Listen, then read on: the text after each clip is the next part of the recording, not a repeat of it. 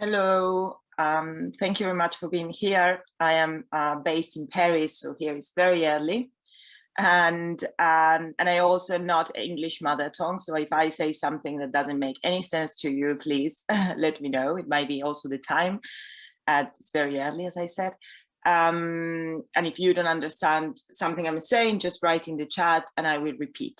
I will first introduce, because I have been already so well introduced, I will introduce the organization I work for, so you understand better where we come from. I know that most of you work on science or scientific related issues. We come from a different perspective. So we are human rights activists, not academics. And this changed a little bit how we position ourselves in the discourse, I'm going to say. So even if we are using scientific data to base or the things we are saying, and we conduct investigations, our point of view is quite different. Also, the topic I'm going to talk about might be very controversial for some of you, and maybe some of you have never heard about it. So please don't feel attacked. What we are trying to do is to share our knowledge or point of view, and also to open windows and doors in your head, hopefully. Because that's what survival does. I will start sharing a presentation so you can see. This is the one. I hope by now you should be able to see what the survival logo.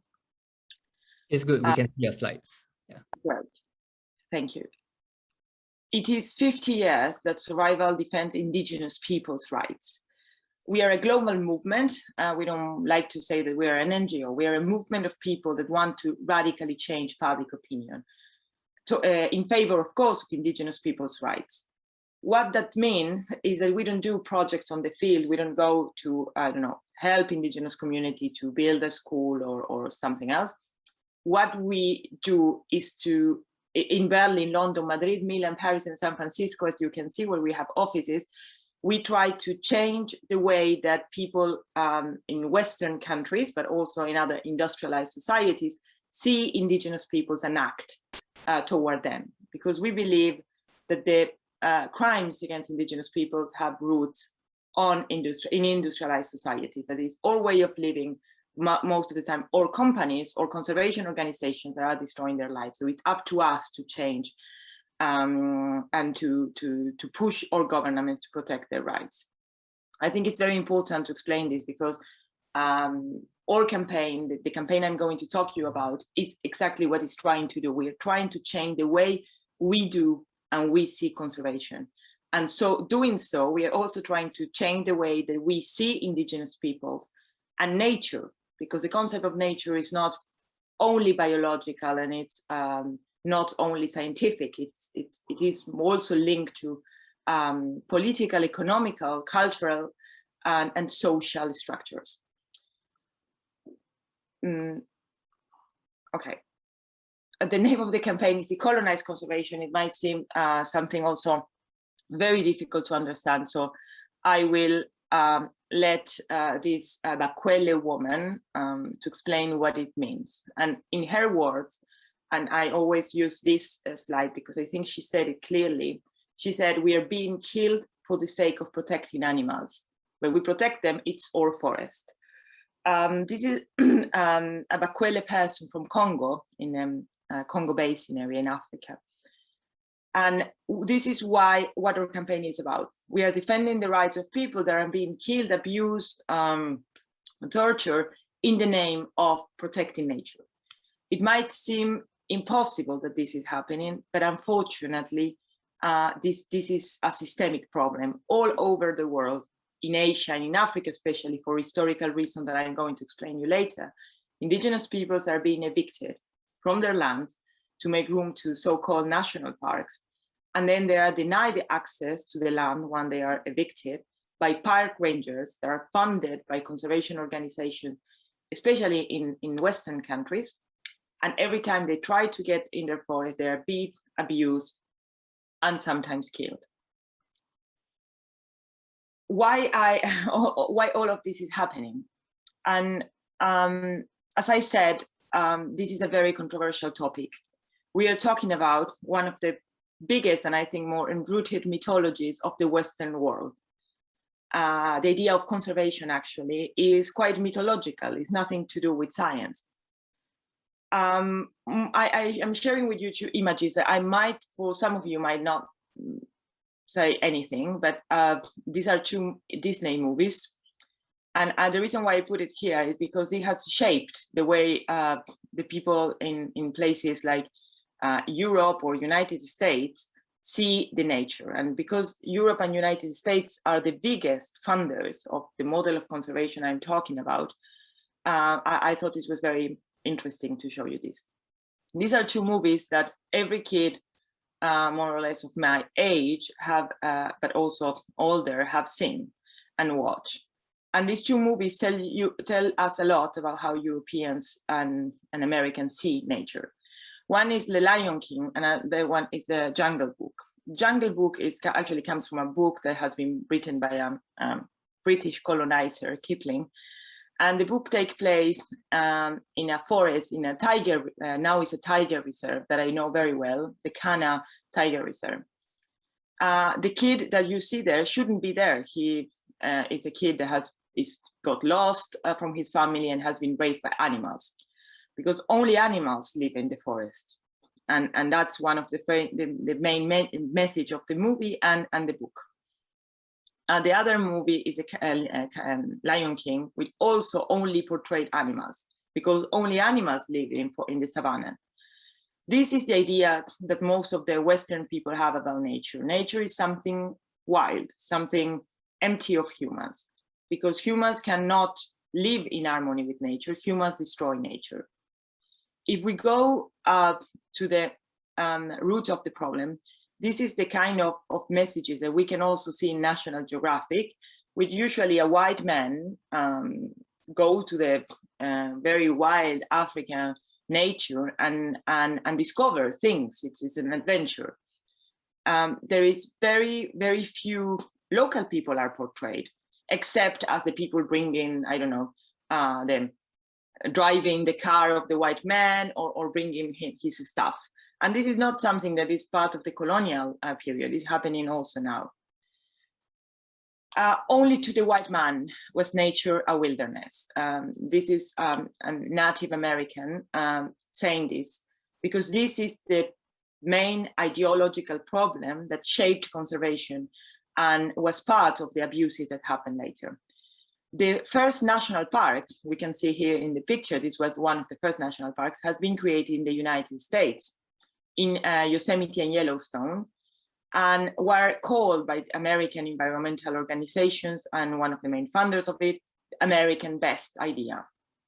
Those national parks were created by evicting the people that were living there.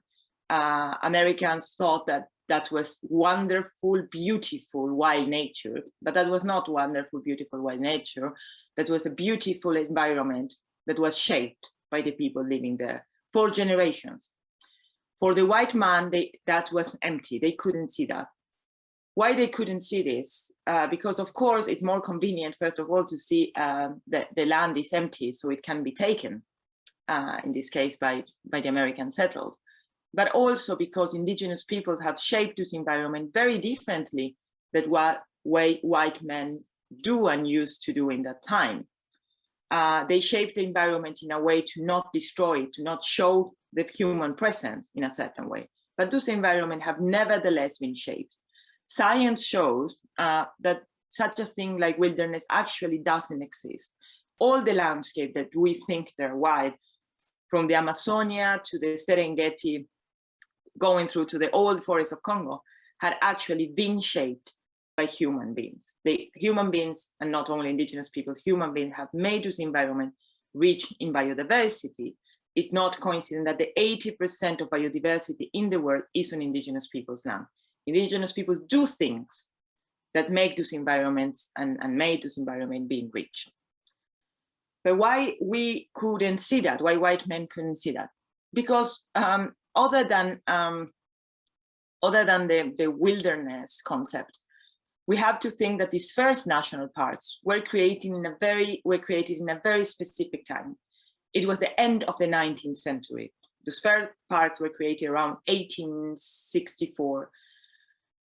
Those are the years where in Europe we have the second industrial revolution. Europe is thinking that they're going toward the end of the progress.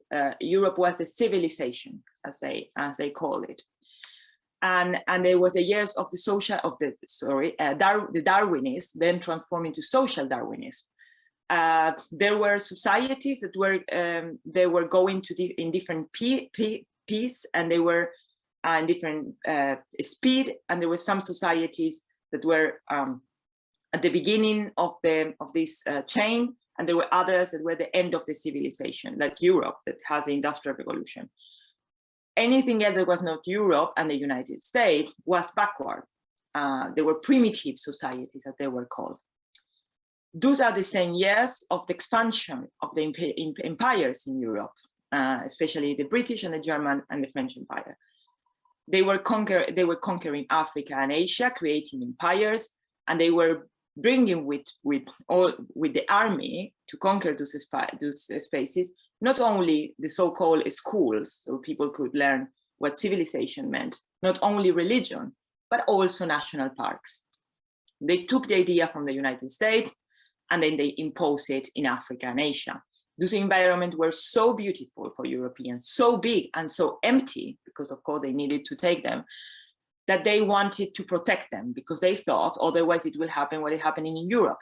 The most we were destroying our environments in Europe through the Industrial Revolution, the most we wanted to protect them. Europeans thought that local population couldn't at all protect this environment. They were primitive. And this is where racism is introducing this discourse. For European people that were conquering Africa and Asia, the local people were primitive. They didn't know what they were doing. They were only overhunting, and they were destroying those environments. And the reason why I'm telling you this story again is not because it happened only in the colonial time, it's because this happened all the time. Europeans, scientific especially, and conservationists keep thinking that local population don't have any idea what they're doing, and that we need to go to them and teach them how to protect their own environments. This person, I show you this because I feel that this narrative between poachers and hunters is actually quite explanatory. This person that you see is Lila Hassag. She won a prize called the CNN Hero. And she won the prize, which is nothing independently of what she does, which is not important. I am focusing on the narrative.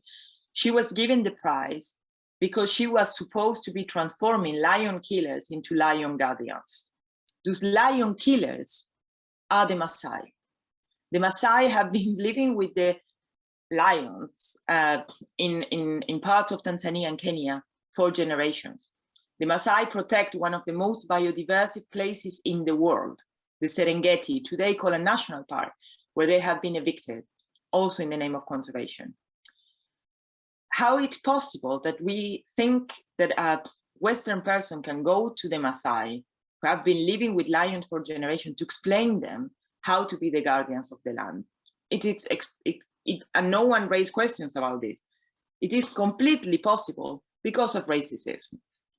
And the racism is so embedded in our way of thinking that we can call this man that you see in the picture, this white man here, who was a trustee of WWF, one of the most important conservation organizations, a hunter. When a person in Africa kill an animal to feed his family, he's called a poacher. And this narrative keeps going up the day of today. In the name of conservation, from colonial times to today, we have these consequences. So we think we are protecting nature, and what happened very concretely, we explained it with very easy words. White conservationists working for WWF, WCS, Wildlife Conservation Society, African parks, go to Africa, they see a forest that they think is untouched, pristine forest, and they lobby the government of Africa, sometimes of Asia, even if in Asia is a little bit different the situation, but I will explain you later. And they say, we need to protect this forest. We are going to get you the fund of Europeans and Americans, and the forest become a protected area. A protected area is a place where people can't, there are different categories according to IUCN. In the first four, especially in the first two, people can't do their own activities. Any kind of activity, sustainable or not sustainable, are forbidden. So this, the first two categories are the most used in Africa and Asia, and they are the ones where people lose completely control of their land. Of course, the people lose the control of their land because in the first place, conservation organizations haven't seen there are people in those places. They call those environments untouched and pristine, and that happens even today. Those environments, as I said, they're not untouched and pristine. There are people living there that have shaped those environments.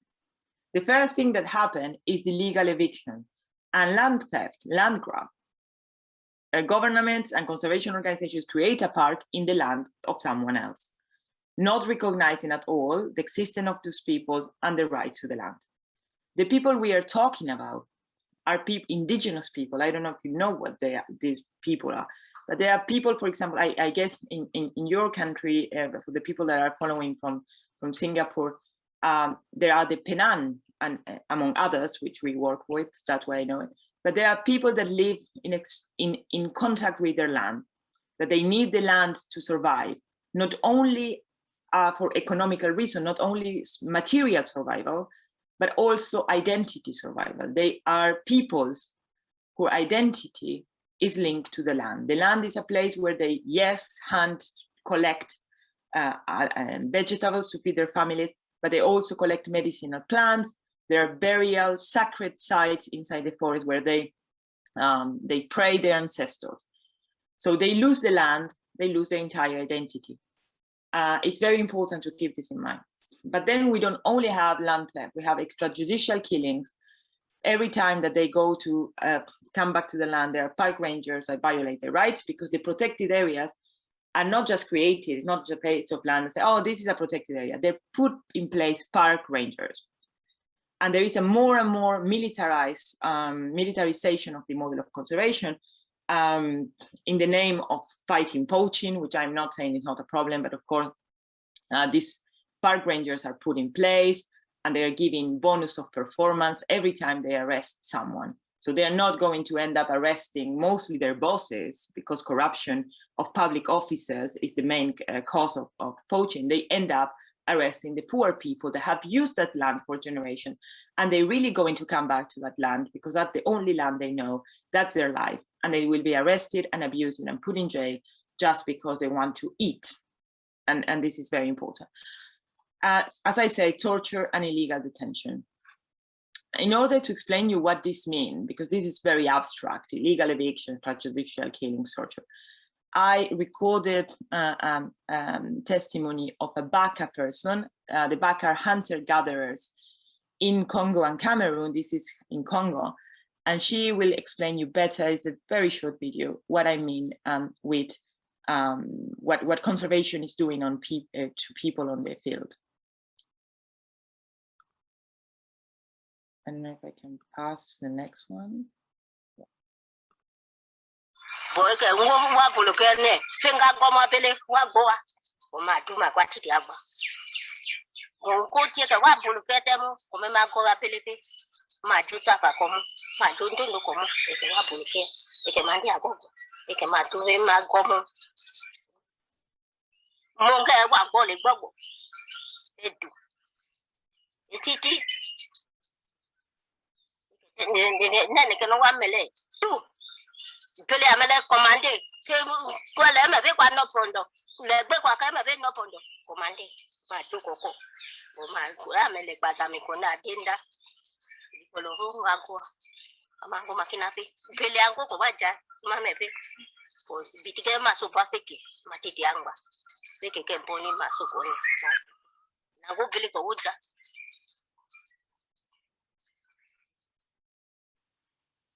These are the Baka, and the Baka have been living in this forest for generations. WWF is creating a national park. There are several parks managed by WWF that evicted the baka, but there's one in Congo where this video was shot, that they are creating, evicting the people. It's quite curious because the baka are one of the most deeply related to the forest people I have ever met. The reason why there's so many elephants where there are baka is because the baka do all sorts of things. As I said, they are invisible to our eyes. For example, the baka will collect wild yam to eat, but they will leave the roots, never take the entire yam. So the elephants love yam. So they will not only leave the yam to nourish the land, but they will also, it's a kind of they will put wild yam also in other places, in a way that the elephants can come to those places. The baka also hunt elephants. It's a ritual thing, but they never overhunt. They only hunt certain types of elephant. They have 15 categories to call the elephant. In this way, the ecosystem is in balance, because it's very important to understand that what conservation is called nature are actually ecosystems where people and animals interact together. They are being evicted by WWF, and for most of the people in the world, WWF is this cute panda organization. But for the people in Africa, and also in several parts of India and Nepal, so also in Asia, WWF has this, this is what they think about WWF. WWF pay park rangers and support training, but they also pay directly park rangers. It's not that they only buy them cars and boots that commit the atrocities that this woman was talking about. The forest is off limits, she said. They can't access anymore to this forest. And the end of these terrible human rights abuses on the other side. So this is from a human rights perspective. All of this is wrong. We are evicting the people. Their human rights abuses is unfair. But is this helping the environment? And the answer to this is no. First of all, indigenous people are the best guardians. There is no biodiversity without diversity. Science also shows there is an interlinked relationship between even linguistic diversity and biodiversity. Where there are different kind of cultures or different way of living, there is more biodiversity. Human beings interact with the environment in different ways, creating and nourishing that biodiversity. So from a natural, from a biodiversity perspective, this is not helping at all. Evicting the people, creating virgin landscape or wild landscape, whatever this means, is actually not useful.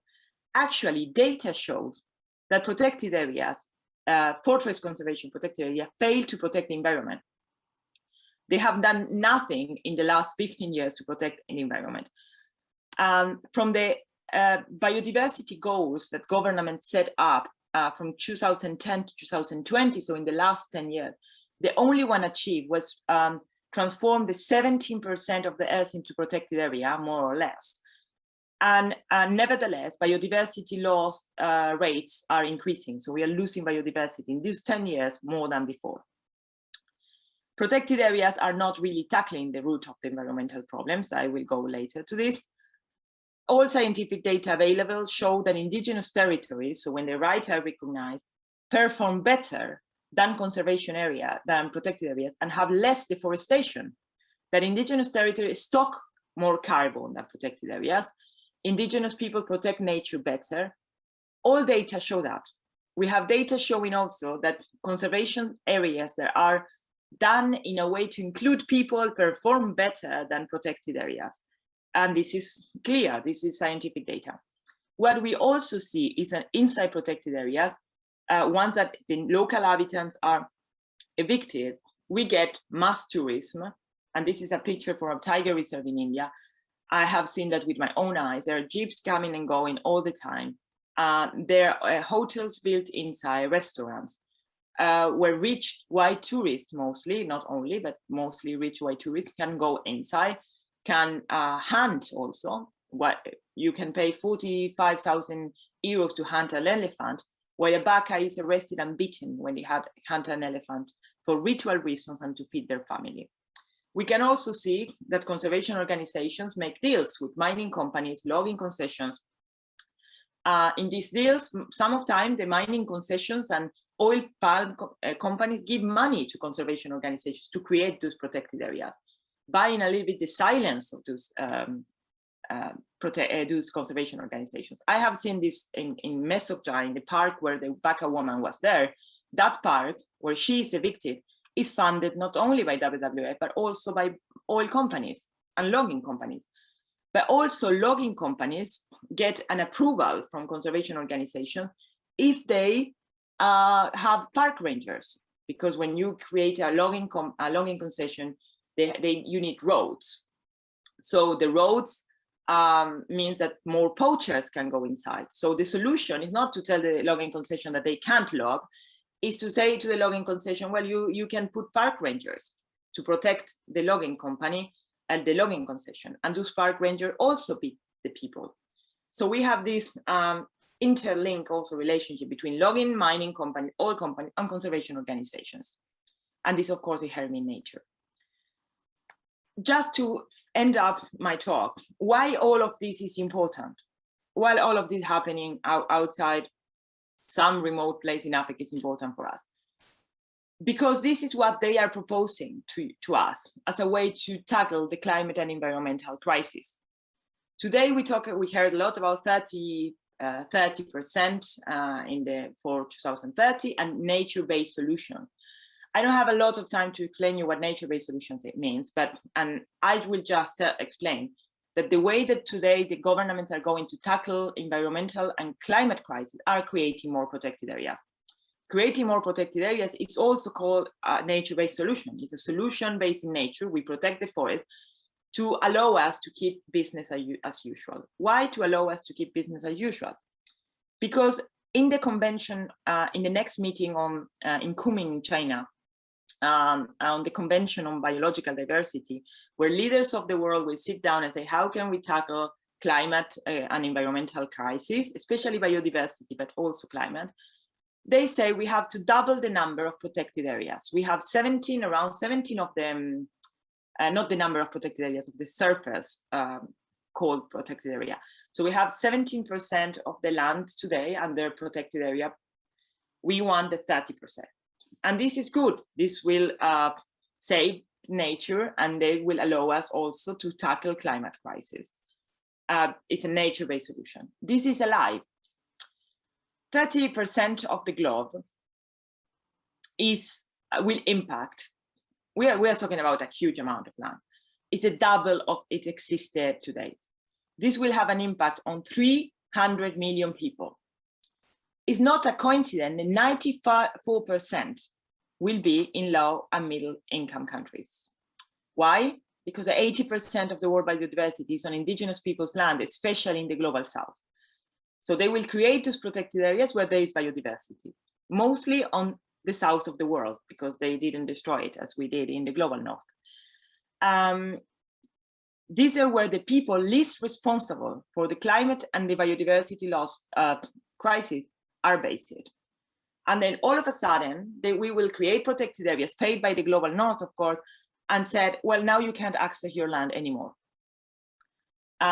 People that don't have anything to do with what we in the global north have done, and they will lose access to the land.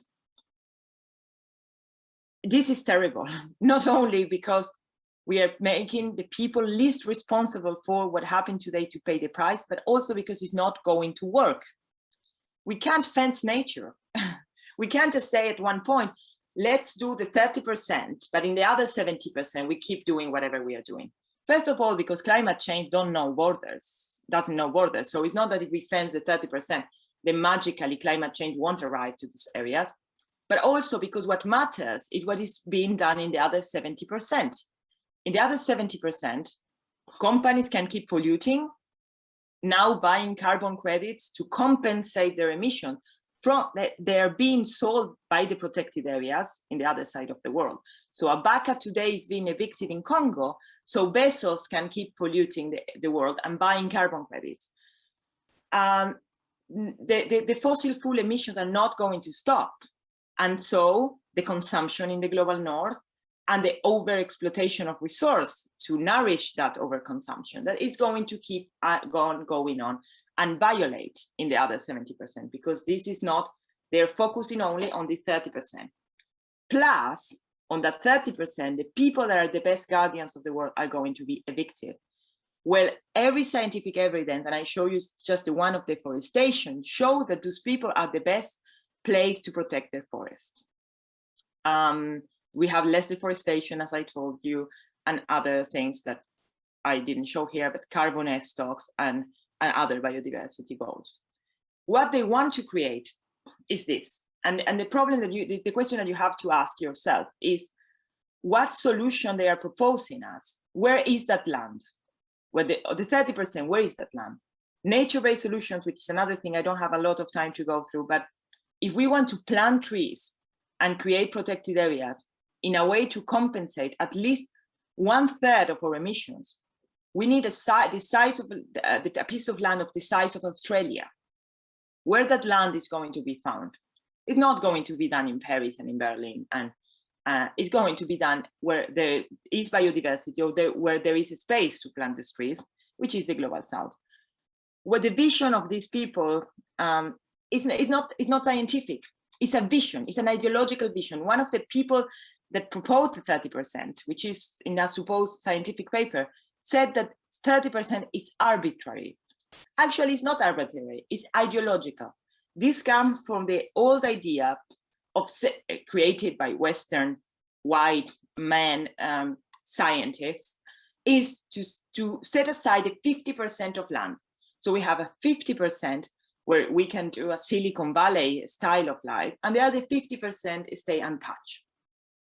Of course, this assumes that everyone wants to live in a Silicon Valley way of life, and that people have to live in a Silicon Valley way of life, because the other side, the 50% have to be empty. So we white tourists can go on holidays and to take pictures of the cute animals. This is the vision. It's ideological. It's nothing to do with science, even though they keep saying it's scientific. But the Baka have seen what is going on much better than anyone else. And they know that we can't have biodiversity, we get rid of humans. If the vision they are proposing is we have a 50% of land empty of human and 50% where people live in the cities, that actually doesn't give us any alternative. But the Baka know the alternative. And they say it clearly, the gift of biodiversity is ours at the moment, but if we lose it, we won't be just that we lose the animals and the plants, all humans will suffer. There is not such a thing as nature without us. If we are not there, not because people might say nature will keep going on. Nature will be going on in the way that, in a not scientific way, because we don't know how nature looks without us. And I think this is very important to keep in mind. If we lose the indigenous people, if we lose the people that live in contact to the land, there won't be animals at all, there won't be plants, and all humans will suffer. What do? We need to decolonize the way we are thinking about nature. We have to stop thinking that the model of nature that has been given to us by white men, especially, not women, but there were also a few women, but mostly men, is not scientific, that the environmental movement in the United States has a very concrete and tangible history. It has been created by white Protestants, in this case, men that were also racist, that were all of the founders of the big conservation organizations, including the Wildlife Conservation Society, were embracing racist theories. We need to understand that this is not just a neutral way of seeing nature, but it's a colonialism based way of seeing nature. We need to learn from indigenous peoples that have been living in those territories for generations. They know better than us what to do. And we need to fight back. We need to talk with our friends, with everyone you know, to explain this story. We need to decolonize the way we see it by changing public opinion. And we can see indigenous people here protesting against eviction from a tiger reserve, but we can see also people in Milan protesting against the 30% plan. So we need to take action. And in this sense, we did organize a counter conference. It's a counter conference to the World Conservation Congress, called World Conservation Congress, but before last edition, there was no indigenous people organizations invited or part of the IUCN as official partner. So also this idea that the world is actually for Western people, the world is Western people. We did a counter congress that called Or Land or Nature, and it was the first congress to decolonize conservation. We put together 30 speakers from all around the world. They were from Netherlands, from England, but also from Kenya, from Panama, from Guatemala, and we made them talk together about this problem. There were 3,500 people that attend online and 150 in person. And just this is to explain that it's not that alternatives don't exist. Alternatives are there. People have been talking about this for years. It's just that they are not given the space, because the only possible space is given to the same people, WWF, WCS, and others. So if you go in internet, just Google, and you will see there are a lot of people talking about that. It's not just survival. And as I said, I invite you to take this as an opportunity, not as a personal attack against scientists or WWF, but to take the opportunity to see a different point of view and to try to learn more. So if you go to survival website, you have a lot of resources, but also just Google it. There are a lot of people talking about it, and I can also share with you some content. So I hope this talk really help you, just as I say, to open a door and create a doubt and to raise questions. And I think we have time for questions.